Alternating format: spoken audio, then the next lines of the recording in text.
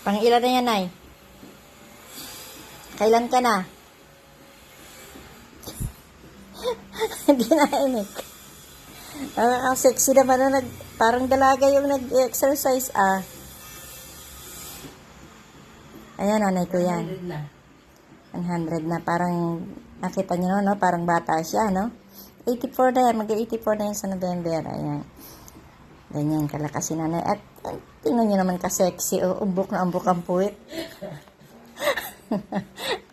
Parang, Coca-Cola. Ah, di ba? Oh, tingnan mga balikat niyan. Oh, walang laylay. Hindi laylay ang balat. Yan po, si nanay, nag-exercise. Yan ang kanyang pampalakas ng kanyang tuhod. Kaya pag wala yung exercise na yan, yung pang-exercise na yan ay hiniram ko yan kay Ate Miriam, sa kapatid ko. Kasi, nung nandun si nanay, ginagamit niya yan. Eh ngayon, ilang... 200 ako ngayon. 200 na yan? Wah. Bilis naman. Tapos, ko yan. ilang beses ka ilang beses ka naggaganyan sa maghapon? 2 beses, tama lang yun. Pero, papahinga kayo. Inhale, exhale, ganyan. 200. Bilang ko. Tapos, pagkano, inom kayo tubig. May tubig pa kayo dyan. Naku po, magpapakulo pa pala ako ng tubig. Kasi si nanay hindi nakakainom na hindi pinakulo yan. Kailangan pinakulo.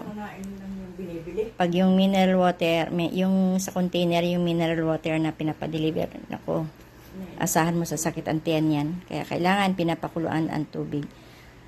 May tubig ba naman sa thermos, sasalin ko doon sa palamigan mo. Tapos ano? Hindi na payatot. Hindi ka payat. Payat. Tinatanong ni nanay kung hindi ba raw siya payat. Sa tingin niyo ba payat siya? Di ba? Hindi naman, oh. Yes. Yung, hindi naman sa yung ibang ganyang edad, sobra ng hina, hindi na makalakad. Si nanay naman ay malakas pa at sa pangangatawan pa lang, kita niyo naman, alagang alagang baby yan.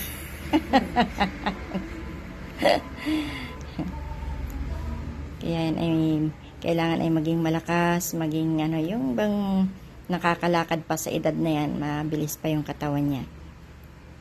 Kaya sabi ko mag-exercise, kumain ng tama, uminom ng maraming tubig, at yung maintenance niya, kailangan pala makabalik na tayo. Hindi, tatapusin ko muna yung green card. Wala ako nakasakit pala. Ilan? Ilang buwan kayo nagkasakit? Padalawang buwan ako nagpagaling. Okay na kayo eh.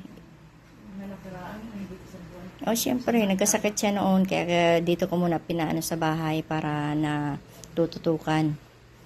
Doon sa kapatid ko kasi napakaraming trabaho noon at may sakit din yun. May inaalagaan din na asawa. Kaya, nakakaawa namang sa kanya lahat iasa. Kaya dito si nanay ngayon. Ayan, masigla yan dito. Ako naman ang mag-exercise. Kaya lang, wala akong camera. Kaya, sabi ni nanay, sina-challenge ako ni nanay, kaya ko ba raw ang, ilan inay? 200? Hindi ko nabibilangin, tatansyahin ko na lang. Ako alam, binibilang ko 10. Teka lang. 10, isa na yun. 10. Sina-challenge ako ni nanay kung kaya ko ba raw yung gawa niya, 200. Tingnan natin. At pinakaharap ngayon si nanay nakatalikod. Diba? Kailangan nakakapit tayo kasi makapit tayo matumba. Pero pwede rin. Ang sarap. Sarap.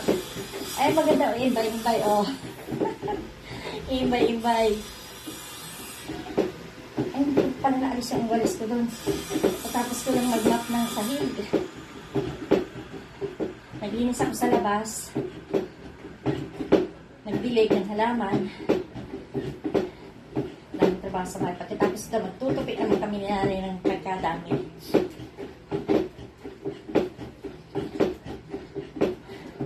konti. Sinanay tuloy-tuloy yan eh. Hindi ko kaya kasi tuhod ko nangangawit. Ano lang yan, maging ML Excel lang. Hawak ko na. Parang ano no, parang natakbo tayo sa malayo. Ano?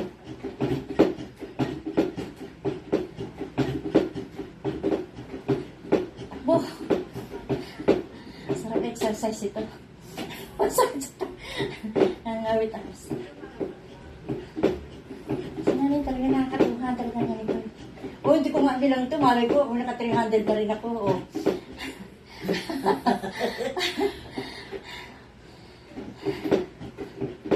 Hindi bilang ko pa. Nariyatak ko tayo ng... Sakit. Mangawit dito sa hita.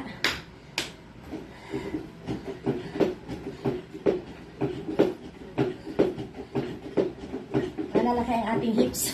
Ang ating sari ko. Pero kaya? Parang laki ng puwit ko. Malaki nga ang puwit nyo. Kala nyo ba?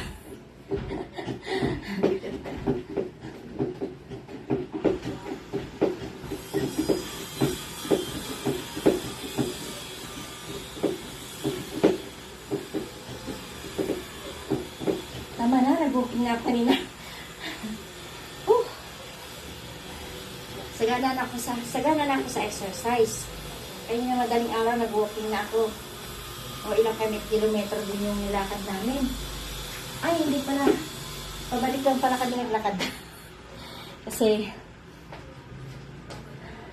kanina kasi maliliit na kami. Pagod ka, no? Hiningal ako.